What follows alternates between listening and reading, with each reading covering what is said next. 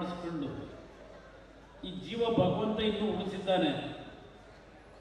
ಈ ಜೀವ ಭಗವಂತನನ್ನು ಉಳಿಸಿರ್ತಕ್ಕಂಥದ್ದು ನನ್ನ ಸ್ವಾರ್ಥದ ಜೀವನಕ್ಕಲ್ಲ, ಇದು ನನ್ನ ಹೃದಯದಲ್ಲಿ ಇಟ್ಟುಕೊಂಡಿದ್ದೇನೆ. ನಾನು ಈ ರಾಜಕೀಯಕ್ಕೆ ಬಂದಂಥದ್ದೇ ಆಕಸ್ಮಿಕ.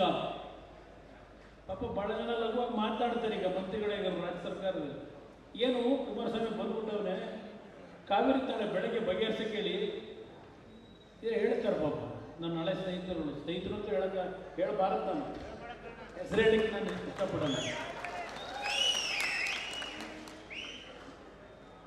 ಇವತ್ತೇನು ಈ ಕಾವೇರಿಯ ನೀರಿನ ಸಮಸ್ಯೆ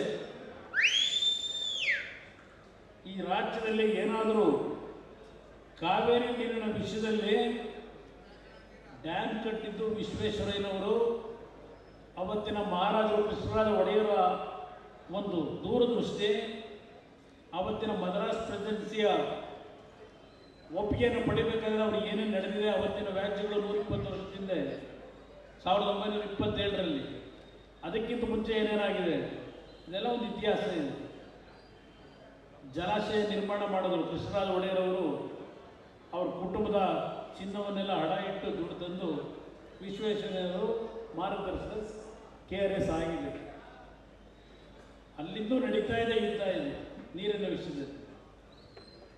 ಆ KRSನ ಮತ್ತು ಕಾವೇರಿ ಜಲಾಶಯದ ನೀರನ್ನು ನಮ್ಮ ರಾಜ್ಯದ ಜನತೆ ರೈತರಿಗೆ ಉಳಿಸ್ಕೊಡ್ಬೇಕು ಅಂತ ಹೇಳಿ ಯಾರಾದರೂ ಈ ರಾಜ್ಯದಲ್ಲಿ ಸ್ವಾತಂತ್ರ್ಯ ಬಂದ ನಂತರ ಹೋರಾಟ ಮಾಡಿದರೆ, ಒಂದು ನ್ಯಾಯಾಲಯಗಳಲ್ಲಿರ್ಬೋದು, ರಾಜಕೀಯವಾಗಿರ್ಬೋದು, ಆ ಹೋರಾಟ ಮಾಡಿರ್ತಕ್ಕಂಥ ಮೊದಲನೇ ಸ್ಥಾನದಲ್ಲಿ ಯಾರಾದರೂ ಇವತ್ತು ಇದ್ದರೆ, ನೀವು ಬೆಳೆಸಿ ಶಕ್ತಿ ಕೊಟ್ಟಿರ್ತಕ್ಕಂಥ ಸನ್ಮಾನ್ಯ ದೇವೇಗೌಡರು ಅಂತಕ್ಕಂಥದ್ದನ್ನು